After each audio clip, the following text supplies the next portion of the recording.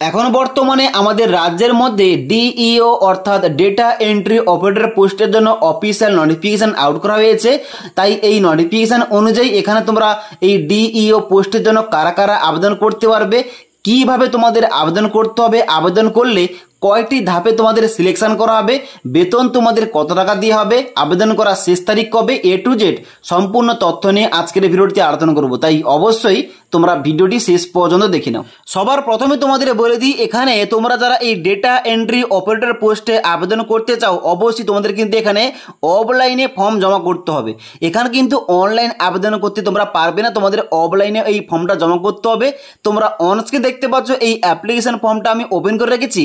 এখানে তোমাদের কি বলা হচ্ছে, এখানে বলা হচ্ছে application for selection of the contractual post of data entry operator DEO, যেখানে নিচে বলা আছে তোমাদের কিন্তু candidate shall fill in the application form in capital letter, অর্থাৎ তোমাদের বড় হাতের কিন্তু এখানে লিখে তোমাদের ফর্মটা ফিল আপ করতে হবে। ওকে, তো বড় হাতের অক্ষরে তোমাদের কিন্তু পুরো ফর্মটা ফিল আপ করতে হবে। যেখানে 1 নম্বর পয়েন্টে বলা হচ্ছে নেম, যেখানে তোমাদের নামটা বসিয়ে দেবে, তারপরে মাদার্স নেমের জায়গায় মায়ের নাম বসাবে, তারপরে রেসিডেন্টিয়াল অ্যাড্রেসের জায়গায় তোমাদের পুরো কিন্তু ঠিকানা তোমাদের আধার কার্ড অনুযায়ী দিতে হবে, তারপরে mobile number, email ID, date of birth, এভাবে কিন্তু তোমাদের এ টু জেড এখানে কিন্তু ইনফরমেশন ইনপুট করতে হবে। এবং তারপর তোমরা নিচের দিকে এসে এখানে কিন্তু তোমাদের বাম দিকে ডেট দিতে হবে, ডান দিকে সিগনেচার করে এই তোমাদের যে অ্যাপ্লিকেশন ফর্মটা, এই অ্যাপ্লিকেশন ফর্মের সঙ্গে তোমাদের কোন কোন ডকুমেন্টস অ্যাটাচ করতে হবে এখানে নিচে কিন্তু তোমাদের লিস্ট দেওয়া রয়েছে।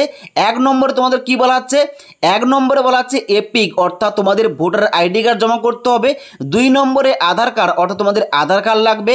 3 নম্বর রয়েছে বার্থ সার্টিফিকেট, আর যদি তোমাদের বার্থ সার্টিফিকেট কিংবা জন্ম সার্টিফিকেট না থেকে থাকে তাহলে কিন্তু তোমরা মাধ্যমিকের অ্যাডমিট কার্ডটাও জমা করতে পারো। তারপর তোমাদের এখানে চাওয়া হয়েছে গ্রাজুয়েশন সার্টিফিকেট কিংবা ফাইনালের মার্কশিট তোমাদের জমা করতে হবে। তারপরে 2 copy of recent passport size photograph, অর্থাৎ তোমাদের 2 কপি পাসপোর্ট সাইজের ফটো তোমাদের জমা করতে হবে। এবং তার সঙ্গে সঙ্গে কম্পিউটার অ্যাপ্লিকেশন সার্টিফিকেট তোমাদের জমা করতে হবে। এবং তার সঙ্গে সঙ্গে তোমাদের বলা হচ্ছে এখানে লাস্ট ডেট অফ সাবমিশন, যেখানে কিন্তু তোমাদের তারিখ দেওয়া রয়েছে 18/9/2024 তারিখ, অর্থাৎ এই অ্যাপ্লিকেশন ফর্মটা তোমাদের নির্দিষ্ট ঠিকানায় 18/9/2024 তারিখের আগে জমা করতে হবে। এবার তোমরা দেখে নাও এই অ্যাপ্লিকেশন ফর্মটা কোথায় তোমরা জমা করবে, এবং তার সঙ্গে সঙ্গে এই যে ভ্যাকেন্সিটা বার করা হয়েছে, ভ্যাকেন্সিটা কোত্থেকে বার করা হয়েছে এবং এখানে কত শূন্যপদ রয়েছে, কিভাবে তোমাদের সিলেকশন হবে এ টু জেড। তো অনস্ক্রিন দেখতে পাচ্ছ এখানে কিন্তু তোমাদের প্রথমে লেখা রয়েছে government of West Bengal, office of the district magistrate and district collector Alipurduar, অর্থাৎ এই নোটিফিকেশনটি আলিপুরদুয়ারের এর তরফ থেকে প্রকাশ করা হয়েছে 3/9/2024 তারিখে। যেখানে তোমাদের দেখতে পাচ্ছ ভ্যাকেন্ট পোস্ট বলা হচ্ছে 5টি, অর্থাৎ 5টি শূন্যপদে এখানে তোমাদের ডেটা এন্ট্রি অপারেটর পোস্টে কিন্তু এখানে নিয়োগটা চলছে।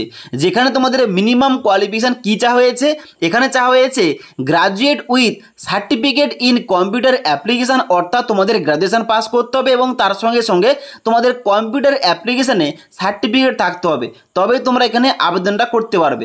তার জন্য কিন্তু ডান দিকে দেখতে পাচ্ছ এখানে তোমাদের বেতন মূল্য দেওয়া রয়েছে, পার মান্থ তোমাদের এখানে বেতন দেওয়া হবে 13,000 টাকা করে। এবং এখানে তোমাদের এজ লিমিট চাওয়া হয়েছে বিটুইন 21 থেকে 45 ইয়ার, অর্থাৎ তোমাদের বয়স যদি 21 থেকে 45 বছরের মধ্যে হয়ে থাকে তোমরা সবাই এখানে এলিজিবল আবেদন করতে পারো।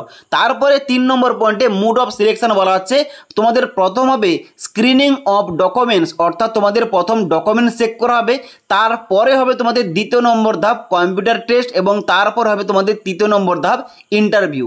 ওকে, এবং এখানে তোমাদের ইন্টারভিউর পর তোমাদের কিন্তু ফাইনাল সিলেকশনটা হয়ে যাবে।